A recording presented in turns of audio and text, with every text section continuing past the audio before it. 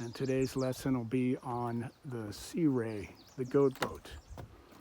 When we tie it up, we try to utilize four corners to keep it secured from the dock in all wind directions. So you can modify it any way you want, but ideally these four corners tied off.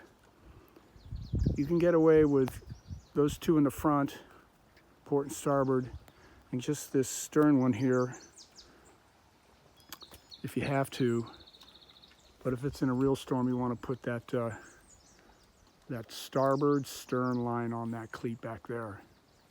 When they're not in use, you can see there's a clip up top. You unhook it from here and clip it up there so it doesn't hang in the water.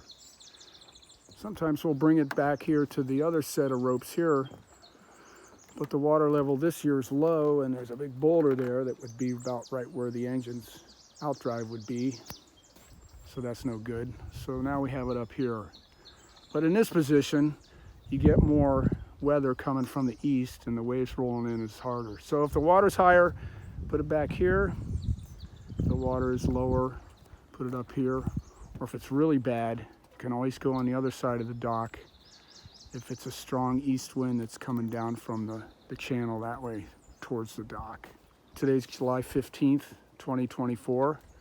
And the boat was absolutely covered in bugs and dirt and dust, mostly bugs. So scrape them off, brush them off.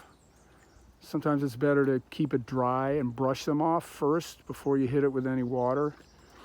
And that's what I do. I always brush off the loose bugs and dirt first and then hit it with a mop or a broom.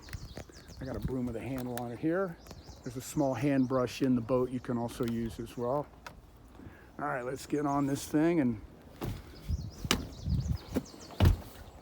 got to keep the boat clean, otherwise it gets away from you. So again, what I do, keeping it dry, I'll bring the shop vac down here, and I'll vacuum up all these dead bugs when they're dry. It's a lot easier, and then wash it down with a sponge or mop and a bucket.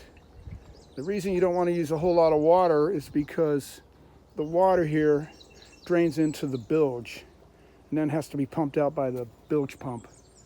So that one can get clogged up with dirt. The bilge pump can fail because of clogged dirt. And two, it puts a strain on the pump and the battery system, which we try not to run too much because we only have one battery. So keeping it clean, you just use a mop and even dish soap. If we don't have any boat soap, you can use Dawn kitchen dish detergent to get some of the stubborn stains. All right, let's open up some of these hatches. This rear engine cover is on a hinge, and all you do is pull it in the middle and it pops up. There are these hooks. Let's see if you can see them right here that go down and slide into there. So it's really just a friction fit. So when I got here, of course the boat battery was dead because it's been sitting for a month, and so I threw a little charger. I have a little charger here. I think there might be a bigger one up in the tool shed. There's the one battery. I got a charger on it, but I noticed that the battery level water was really low. So I popped these caps off with a screwdriver and I filled them up with distilled water. If you don't have distilled water, you can always use lake water, but anytime there's minerals in the water, it shortens the life of the battery because there's corrosion inside the battery. So I'm charging up this one single battery. You can usually get about 5 years out of a battery, and there's a couple kinds. This is called a marine cranking battery, which has a lot of power to start an engine, but it doesn't work too good when you're running a lot of lights and battery type things, in which case you would get a house battery or a deep cycle battery. I prefer deep cycle battery, but Murtaugh only sells these stupid cranking batteries that don't last very long. But regardless, they always have batteries in stock. I recommend the deep cycle over the marine cranking because they last longer, but whatever Murtaugh has. Just got to keep them charged up. So let's look at this other storage. Nice storage on the Sea Ray. It's a really well designed boat. There's storage under these seats, but it's kind of hard to get to. So you do this. You pull the seat up, and then you slide it backwards. See these hooks here? These white plastic hooks fit underneath the front of the seat there. Keep it from flying off. Keep it from coming loose when you're hitting waves and stuff. So you can't just pull them straight up. You gotta lift it and then push it that way to release it and come out. And good place to store all the life jackets is underneath the rear seat here, like I've done. Get this out of the way. Show you the other side. More life jackets. Coast Guard rules say 1 life jacket per person on board and 1 throwable cushion. Sometimes we have 4 or 5 cushions on board here. I mean, they're nice to sit on, but the rules say you really only need 1 throwable cushion. And they're nice to sit on, but I think sometimes they get in the way. Coast Guard also requires a fire extinguisher that is good. I think Chris always checks the battery or the needle there, make sure it's in the green so that it works. And then I believe you're also supposed to have a horn. That's the rule. Coast Guard regs. So life jackets, throwable, horn, fire extinguisher, and one more item required by the Coast Guard to run a boat in the Great Lakes is flares. We have a flare gun. However, I just noticed that they have expiration dates on them.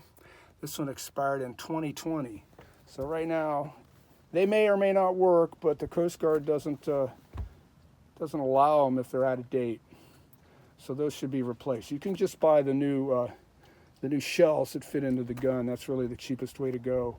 You can buy them. They usually have about a 3 or 4 year life, and the expiration date is printed right on the side of the cartridges there, the flares. There's some tools in there in case you're ever stranded. You can rebuild the engine out at sea or not. And let's see what else. Really, you don't have to do much with the engine.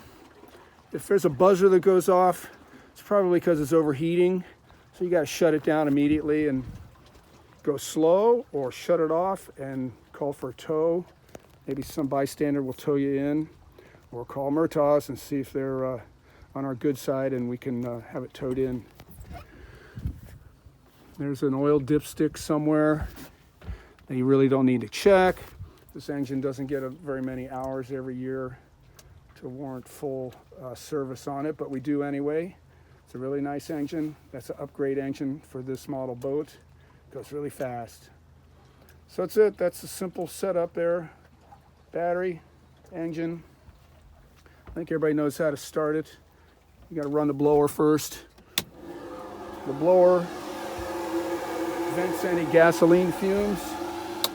If there's gas fumes or a gas leak down by the engine, the fumes will ignite from spark from the battery. So that's what the blower is for. Just run it for about 5 seconds. Or of course, if you smell any gas fumes, be very careful before you start this thing up. But it's very rare that there's any kind of problem like that. So you all know how to work the throttle, how to start it. And boats like to be run. You got to run this thing. They have developed problems when they sit. So we'll run this boat a little later today as soon as I get the battery all charged up. Check the fuel. Let's talk about fuel. Only put in marine fuel, which is Rec 90 is another word for it. Recreational 90. 90 is the octane. It's ethanol free. Doesn't have any of that corn oil in it.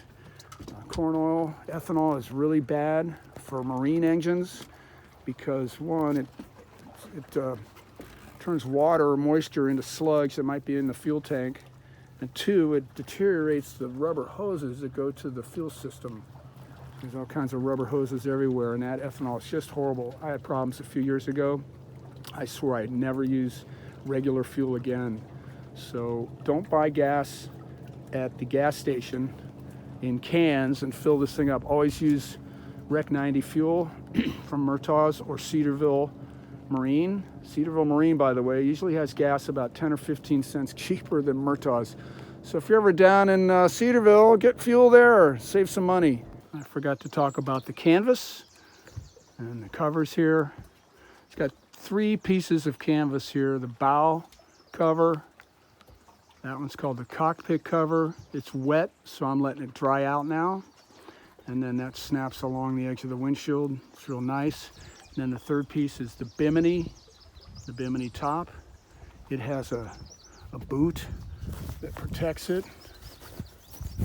So you undo that, it's pretty easy. It unfolds and snaps into place.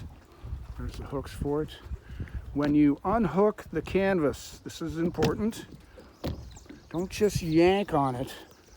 Go by each snap and pull. That way you don't strain the fabric around the snaps and wear the thing out.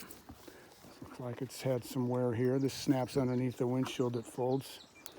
If you're gonna be here for a while and going back and forth to town every day, you can leave this front cover off, no problem, because it's easier to walk up there and handle the bow lines. Your first mate can help tie off in Hessel and when you return to Goat. But if you're gonna let it sit for a couple days, I highly recommend putting that front cover on because it gets filthy. And that's what these are designed to do, is to keep water and dirt out of the boat. And they work really well. This one has a spot for a tent pole, and there is a pole under there. You just stick it up. That pushes the canvas upwards so that the rain runs off.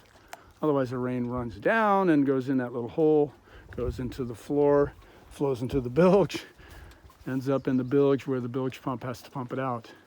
So storage, I recommend leaving this piece on the boat, either in place or folded and stowed somewhere, maybe underneath here.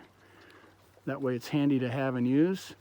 I also recommend leaving the Bimini up in position. Right now it's in the storage position, and you need to find a place to store the boot that covers it while it's in this position.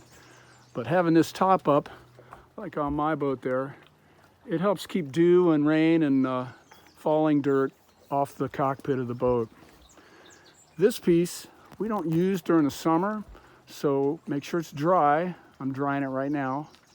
I should tie it off in case the wind picks up. It'll blow into the lake, but once it's dry, I'll neatly fold it and put it up in the pump house. There's a bunch of tarps up there. So we store these pieces in the pump house all summer, but whoever's the last one to use the boat and take it to Murtaugh in the fall or in the end of the summer, make sure you take all these pieces and put them in the boat, and Murtaugh will put all the canvas on when they store the boat. It certainly keeps the boat cleaner wherever they store it. Let's talk about these dock lines too, these cross ties.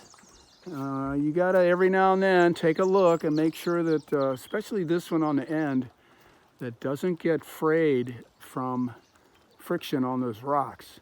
We've got a piece of plastic there to act as like a protector to keep the rope from chafing right on the rocks. You also want to make sure that these spiles and the extensions are not bent over, because that'll lower the ropes and also make them weaker. So make sure these are all solid and secure. Right now these are doing good. These as well, that one looks pretty good. They just got to inspect them periodically. If they're moving, you got to fix the spile in order to get a good secure footing there for the cross ties. If it looks like it's coming loose on the other ends, get the little boat out. It's over there in the woods. Get the little boat out or a kayak and go over and inspect it. Make sure that it's a good solid knot. There's 3 of them. Make sure they aren't chafed and they're in good condition. Because if there's a big storm and one of these lines pops, Sea Ray's just going to smash into the dock, cause problems with the dock, cause problems with the boat, make a big mess, get your hands full.